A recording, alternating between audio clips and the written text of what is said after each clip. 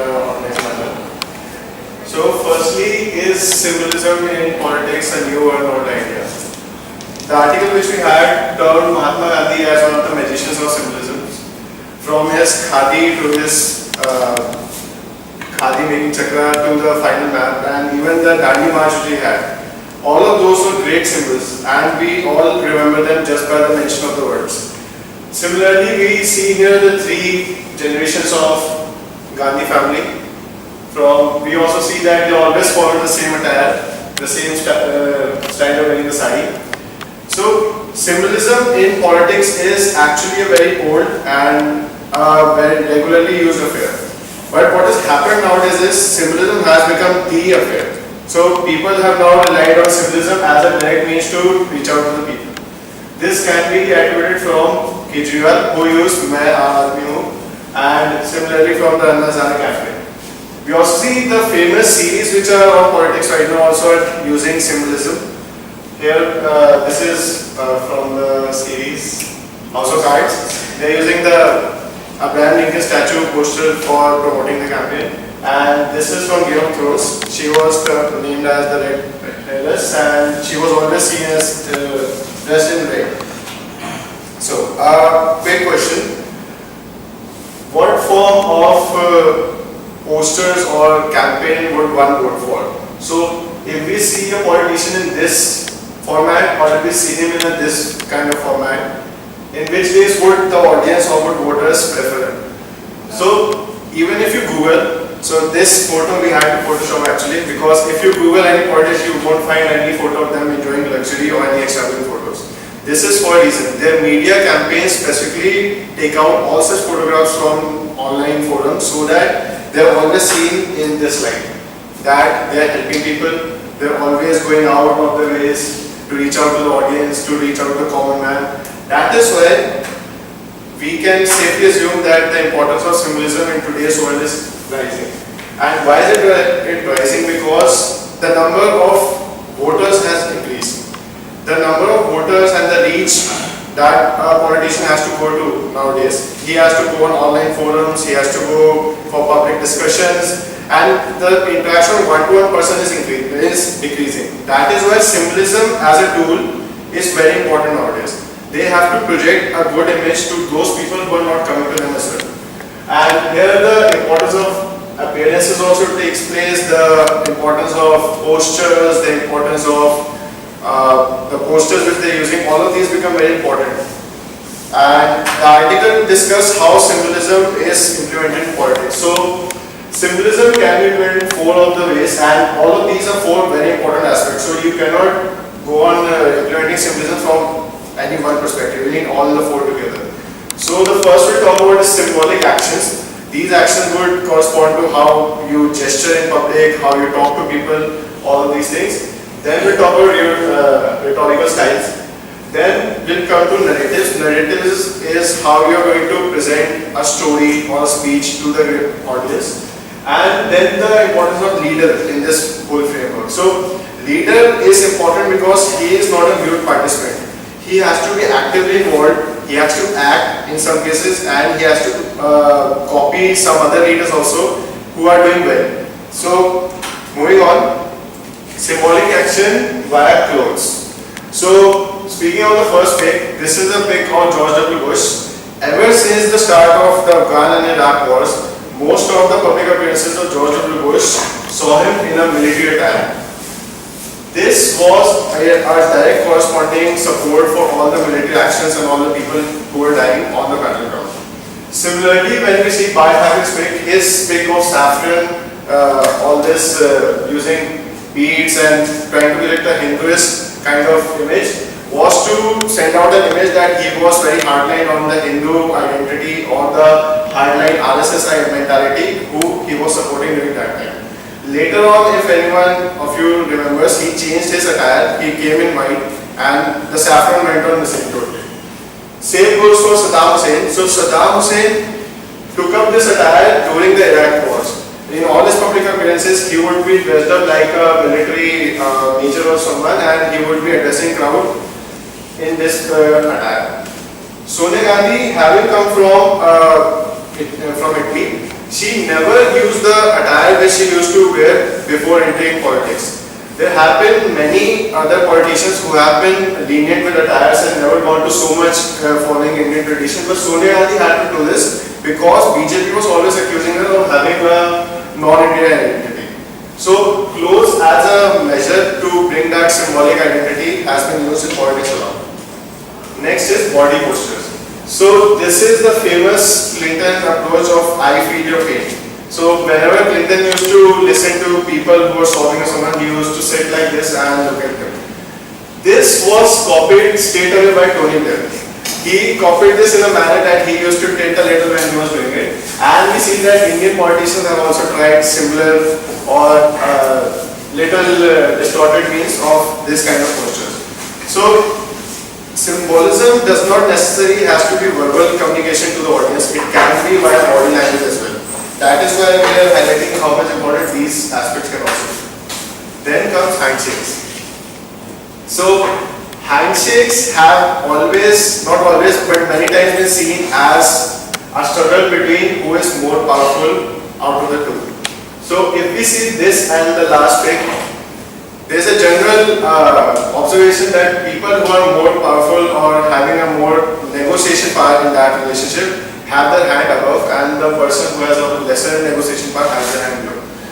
So similarly, this picture is from some conference which happened in the last year's time, in which both of Obama and Putin were having distance because of the campaign going on in Ukraine and all those issues, and even the past Cold War issues. And both of them could not reach an agreement on how to handshake, and the photographer just clicked this at that very moment. So this is also used as a measure of symbolism. So coming to the portraiture aspect of it. So as we had discussed in class, a lot of people who were not of aristocratic origin used to take photos in such a manner, get portraits drawn in such a manner that people used to think that they belong to some class of intellectual capital. So similarly, Jayalalitha has also tried to mimic this in her local campaigns by taking, I think, more than she could muster. She took all the world leaders together and put herself on red carpets. She took them clapping and she photoshopped herself together with them. And these are regular campaigns that are being used in Tamil Nadu. So this is one way in which local leaders are also trying to develop that kind of symbolic identity that yes, we are also relevant in this world. And this is the thing which reaches out to the common man, because common man won't be able to reach all the rallies, but he would be sitting at that bus stop for that matter, or seeing this banner when he's crossing the road or something. So these are also very important aspects. So next we come down to narratives. So in terms of narratives, a narrative can be successful as well as not so successful, and the narrative does not always have to relate to a real situation. It can be fictitious also. It always depends on the leader and how he has scripted it. So we'll give you two examples. One is, the first is... It was a dark night some years ago when my team and I got on the Gorakhpur Lokmanya Tilak Express and traveled across India's heartland. Going across the train and talking to travelers, youngsters, weary families, and migrants moving from the dust of Gorakhpur to the glitter of Mumbai. I remember a young boy from Purvanchal, Girish, who painted the outside of skyscrapers. There were two carpenters, one of them traveling from his village to Mumbai for the very first time. Imagine the feeling of a young fellow getting on the train, coming out of his village, going to Mumbai. Spoke to a young Muslim boy setting out to start his life. He had no idea what work he was going to do. What struck me about that train was the optimism. These were poor people, weak people, but not one of them was pessimistic. By the time we reached Mumbai, we had made friends with Girish the carpenter. And he told us, come and see where I live.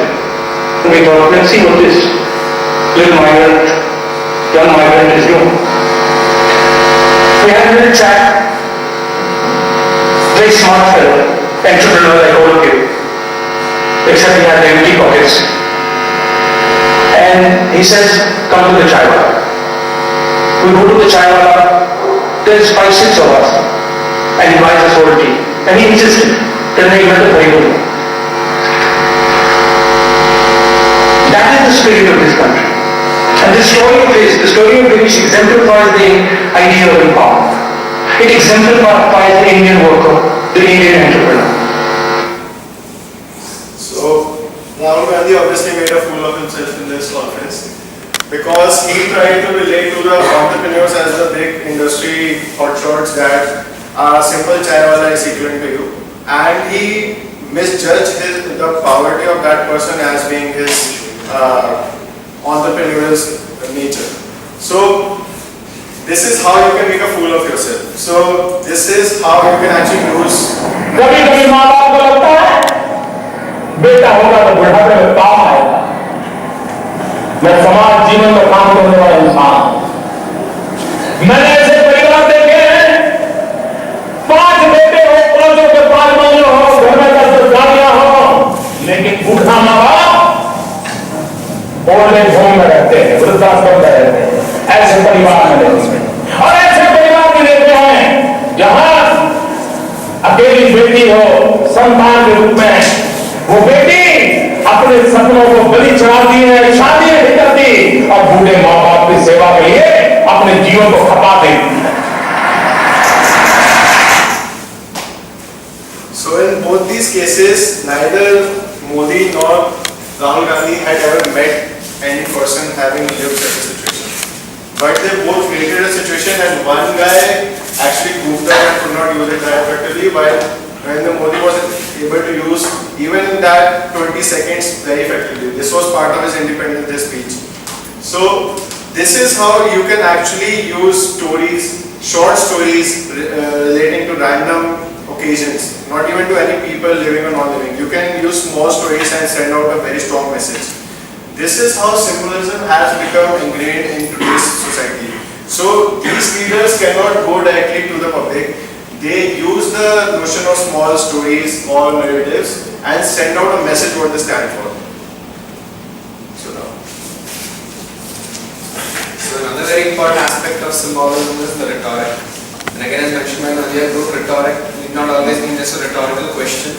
But the fact that you keep repeating a word or a phrase again and again leads to a perception in the audience's mind when they associate a particular imagery with what you're trying to convey.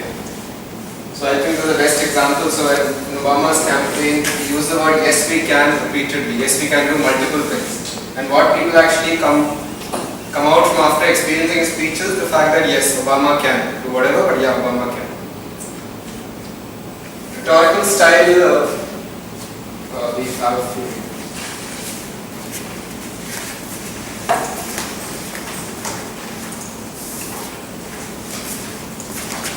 So, I don't think most of you would be knowing, but Rahul Gandhi was very much stuck on women empowerment, and we have. He wants to do is empower the women in this country. It needs to push democracy deeper into the country. It needs to push democracy into the villages. It needs to give women democratic power. It needs to give youngsters democratic power. It is about opening the doors of the Congress Party, about empowering the youth. How is Narendra Modi responsible for the Gujarat riots? That women should be empowered. That democracy should go, your point about the Gujarat riots, and it is very important that women. मैं चाहता हूं कि आप बाकी प्रदेशों में भी जाएं और वहां आप देखिए उन महिलाओं के सामने क्या कठिनाई है। सिर्फ जम्मू कश्मीर में महिलाओं के सामने कठिनाई नहीं, उत्तर प्रदेश में इन्होंने जवाब की बात, आंध्र प्रदेश में पानी की कमी है, तो हर प्रदेश में महिलाएं अपनी लड़ाई लड़ती हैं। और आपको अगर आप वहां जाएंगे तो देखिएगी तो आपको पता चलेगा कि हिंदुस्तान की महिलाएं किस प्रकार से खड़ी होती हैं, किस प्रकार से वो एक दूसरे की मदद करती हैं। This is just to say that rhetoric need not always work if you just keep on repeating the same word or phrase again and again. Rhetoric needs to be based in some sort of logic, some sort of context that the leader saying it should be credible enough that people actually buy it. So a good example of this is Modi's rhetoric that good days are yet to come. Now this is not based on any hardcore concrete analysis or any research or something, but just an image that Modi is actually trying to portray that good days will come if I'm elected. And that actually struck a chord. So spin and presentation is another style of rhetoric. Now spin is something like which we do a lot. So basically if you take any topic which is not very significant, and you actually portray it in a way that it actually means something, it's something wholesome. We call it globe, but the actual technical term is spin doctrine. So of the many ways of spin doctrine, two most used ones are, if you have a negative policy, you lose a lot of technical jargon, you lose a lot of boring speeches and all, and basically people just lose the negative aspect of it. So a lot of budget speeches, all those speeches actually, there's a lot of technicality involved, and actual substance, what comes out might be negative, but then it's hidden. And again, you take an ordinary policy, and it's made to look larger than life by using glowing terms. Again. And so those are the normal types of spin which happen daily, but there's a dark side of spin. And a good example of that, as we were reading, is when UK, the media manipulated the choices and the mentalities of the citizens a lot, and actually convinced them that UK had to go to war in Iraq. So then, this basically turned on its head when a lot of the media reports were doctored that they had weapons of mass destruction where they didn't actually have. They were conducting tests which they were not doing actually. And this caused spin to be taken a much bad light by the people of UK, and it actually came out. But spin has been used a lot throughout history. So if you see Nazism, if you see lots of it, spin is used everywhere to actually motivate the people to think along one line and basically support what the government is actually doing. A lot of examples from history. So we have a framework which basically understands political marketing, and for lack of more creative ideas, we call it the 3P framework. So it's basically politician, pitch and place. So we are saying that symbolism should not be looked at isolation, but also should be looked at two other contexts. One is the context of the politician, and one is the context of the place. So the context of the politician, what background he comes from, what is his USP, what is his credibility. In the context of the place is, what is the state of the nation, what is the situation of the nation is going through currently, which makes that symbolism actually relevant. So I'll talk about Modi first. So how actually Modi used this, I'll analyze Modi's campaign to this framework. So Modi talked about development, connecting the common man, uplifting. Rahul Gandhi also talked about similar things, uplifting the people, empowering, development. Modi's campaign struck a chord with the people because Modi had that credibility. Modi, the chaiwala, he came from humble beginnings as a chaiwala, and he used that to form an entire campaign on chai pe churches, basically showing that his credibility, his connect to the people is actually legitimate. People actually can relate to Modi being someone like that.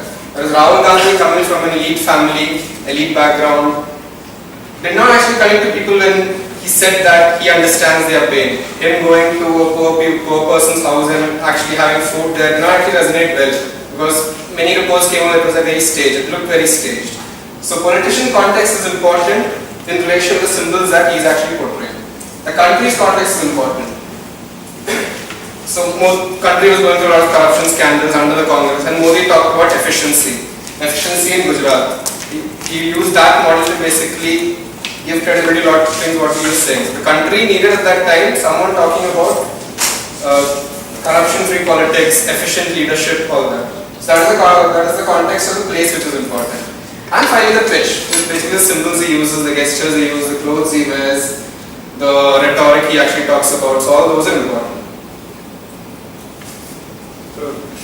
Taking some examples from India, the three campaigns like the hologram projection campaign Modi had, to where the whole campaign in India, Mahatma Gandhi campaign, and most of us can relate to that. Thank you. Instead of 5 minutes break and we start with the next.